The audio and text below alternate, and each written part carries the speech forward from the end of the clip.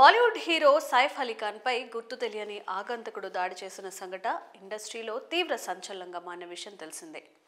తీవ్రంగా గాయపడ్డ సైఫ్ని కుటుంబ సభ్యులు లీలావతి హాస్పిటల్లో చేర్పించి చికిత్స అందించారు.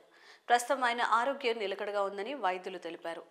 ఇక ఇదిలా ఉంటే ప్రముఖ నటి ఊర్వశి రౌతెల్లా సైఫ్ అలీ ఖాన్కు క్షమాపణలు చెప్పడం ఇండస్ట్రీలో హాట్ టాపిక్గా మారింది. ఆయన గాయపడిన తీరుపై తాను స్పందించిన తీరు సిగ్గుచేటుగా అనిపిస్తుందని ఇన్స్టా వేదికగా పేర్కొంది.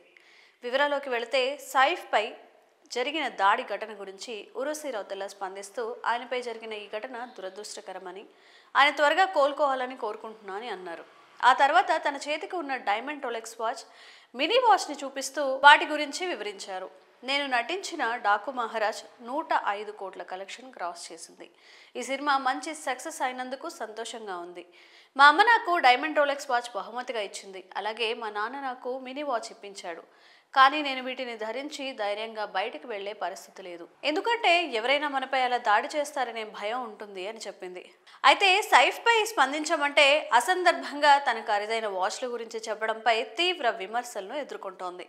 ఓ నటుడిపై దాడి జరిగి హాస్పిటల్లో చికిత్స పొందుతుంటే అతనికి సానుభూతి తెలపాల్సింది పోయి ఇలాంటి కామెంట్స్ చేయడంపై అభిమానులు, నెటిజన్లు మండిపడుతున్నారు.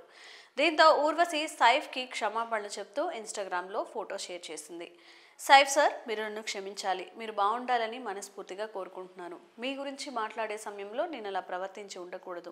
నా ప్రవర్తనపై నాకే సిగ్గుగా ఉంది. ఆ సమయంలో మీపై జరిగిన దాడి గురించి నాకు అవగాహన లేదు.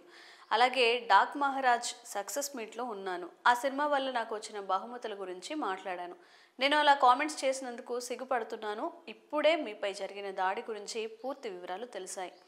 ఆ టైంలో మీరు చూపించిన తెగువ ప్రశంసనీయం. అది తెలిసి మీపై గౌరవం మరింత పెరిగింది. సైఫ్ కుటుంబ సభ్యులు ధైర్యంగా ఉండాలి అంటూ ఆమె రాసుకొచ్చింది. ప్రస్తుతం ఊర్వశి రౌతెల్లా చేసిన పోస్ట్ నెట్టింట వైరల్ అవుతోంది. మరి ఆమె సారీ చెప్పడంపై మీ అభిప్రాయాలను కామెంట్స్ రూపంలో తెలియజేయండి.